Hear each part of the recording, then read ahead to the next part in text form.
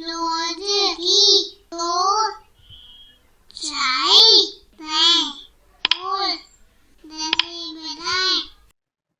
Hello दोस्तों, तो कैसे हैं आप सब। आज हम शुरू करने वाले हैं सारंगी कक्षा 1 एनसीईआरटी की इकाई 3। तो आज हम करेंगे इकाई 3 हमारा खान पान का पाठ 9 आलू की सड़क। जी हाँ, आलू की सड़क। अब आलू की सड़क कैसे बनी और किसने बनाई, चलिए पता करते हैं। अब पता करने के लिए आपको क्या करना है, खोलनी है पृष्ठ संख्या 54। जी हाँ, 54। आलू की सड़क। एक भालू था, उसे नानी के घर दूर जाना था। रास्ते में खाने के लिए भालू ने बोरा भर आलू पीठ पर रख लिए। देखो ये रहा आलू।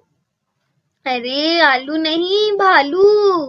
तो भालू जा रहा है अपने नानी के घर और उसने पीठ पर रख लिए बोरा भर के आलू। जी हाँ, जो हम खाते हैं। पर बोरे में तो छेद था। भालू आगे बढ़ता जाता, धप धप धप बोरे से आलू टपकते जाते, टप टप टप। क्या हुआ कि जैसे जैसे बड़ा भालू आगे, धप धप धप बोरे से आलू टपकते जाते, टप टप टप।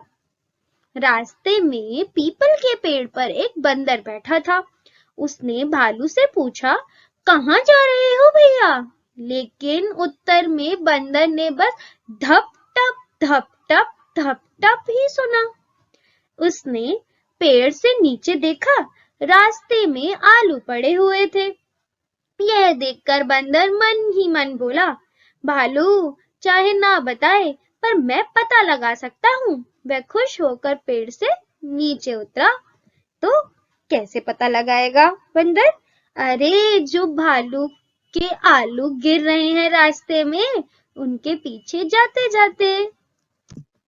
तो अब करते हैं बातचीत के लिए के प्रश्न। बंदर ने कैसे पता लगाया होगा कि भालू कहाँ जा रहा है? बंदर ने गिरे हुए आलू को देखकर पता लगाया कि भालू कहाँ जा रहा है। फिर भालू ने बंदर को कोई उत्तर क्यों नहीं दिया होगा? भालू अपनी धुन में मगन था, इसलिए उसने बंदर को जवाब नहीं दिया। यदि रास्ते में पानी होता तब धप की जगह क्या आवाज आती? तब तो भालू के चलने पर भी टप टप टप ही सुनाई देता। अगर बोरे में छेद नहीं होता तो कहानी में आगे क्या होता? अपनी कहानी सुनाइए।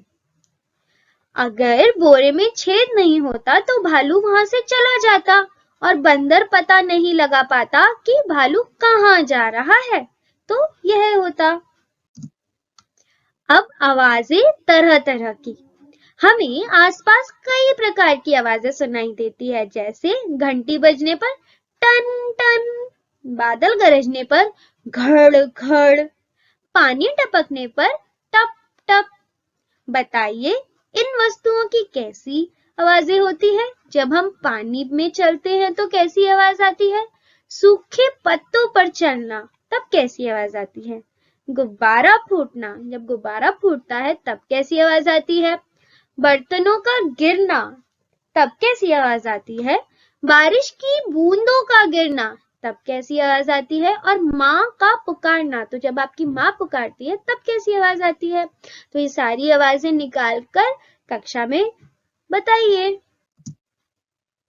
सही उत्तर चुनकर लिखिए। बंदर कौन से पेड़ पर बैठा था, पीपल या बेर? क्या बेर के पेड़ पर? जी नहीं, वह तो पीपल के पेड़ पर बैठा था। भालू कहाँ जा रहा था, नानी के घर की दादी के घर? नानी के घर। भालू ने बोरे में क्या रखा था? आलू रखा था, मूली नहीं रखी थी। नीचे दिए गए चित्रों को वाक्यों के साथ जोड़िए। तो यह दे रखे हमें कुछ चित्र और यह दे रखे हमें वाक्य, और अब हमें सही वाक्य को उनके चित्र के साथ जोड़ना है। भालू ने बोरा भर आलू पीठ पर रख लिए, तो कहाँ रखे हैं? जी हाँ, दूसरे चित्र में। तो चलिए जोड़ देते हैं। दूसरा वाक्य है, पीपल के पेड़ पर बंदर बैठा था। अब बचे ये दो चित्र। यहाँ पे तो बंदर दिख ही नहीं रहा। देखो देखो, ये रहा पीपल का पेड़ और बंदर भी बैठा हुआ है। तो चलिए चलिए जोड़ दीजिए इन दोनों को। रास्ते में आलू पड़े हुए थे। अब कहाँ दिख रहे हैं आलू? इस चित्र में आलू रास्ते में गिरे हुए दिख रहे हैं।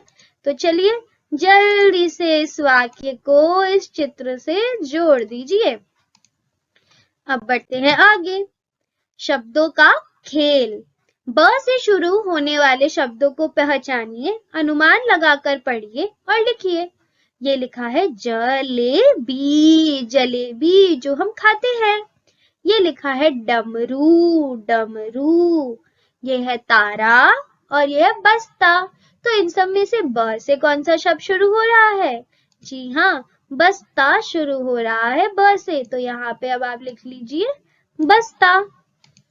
नीचे दिए गए चित्रों के नाम सुनिए। अब मैं बोलती हूँ, अच्छे से सुनिएगा। उल्लू, कुर्ता, सुराही, ऊन, फूल, सूरज। क्या आपने सुना अच्छे से? बताइए इन नामों की पहली ध्वनि में क्या अंतर है? पहला है उल्लू, कुर्ता और सुराही। तो हमने क्या पढ़ा? उल्लू, कुर्ता और सुराही। तो यहाँ पे जो ऊ की आवाज आ रही है बड़े ही छोटे पलों के लिए आ रही है। उल्लू, जल्दी से ऊ की आवाज खत्म हो जा रही है। कुर्ता, सुराही, है ना? जबकि ऊन, फूल, सूरज, इन सब में ऊ की आवाज बहुत देर तक आ रही है। ऊन, फूल, सूरज। तो हम देख सकते हैं कि पहले तीन जो थे उसमें छोटे ऊ की मात्रा है और नीचे वाले जो तीन हैं शब्द उनमें बड़े ऊ की। समझ आया? अब नीचे दिए गए चित्रों के नाम बताइए और लिखिए। तो यह है भालू, सड़क, टमाटर और सूरज। तो अब इनके नाम भी लिख लीजिए।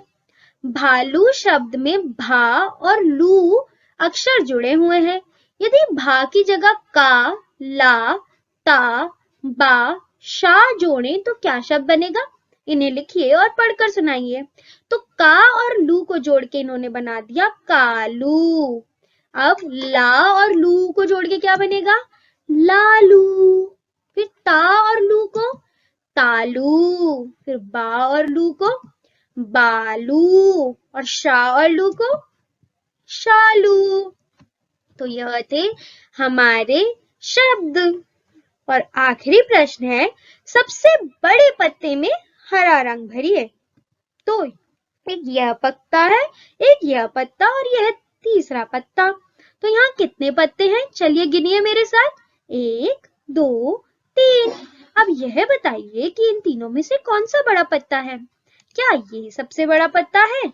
जी नहीं, इससे बड़ा तो ये वाला है और इससे भी बड़ा है ये वाला। तो कौन से पत्ते पे हम रंग भरेंगे? इस वाले पत्ते पे हम रंग भरेंगे। तो जल्दी से इस पत्ते पर रंग भरिए और आपका पाठ 9 हो जाएगा पूरा। मिलते हैं अगली बार एक नई कहानी और उसके क्रियाकलाप लेकर।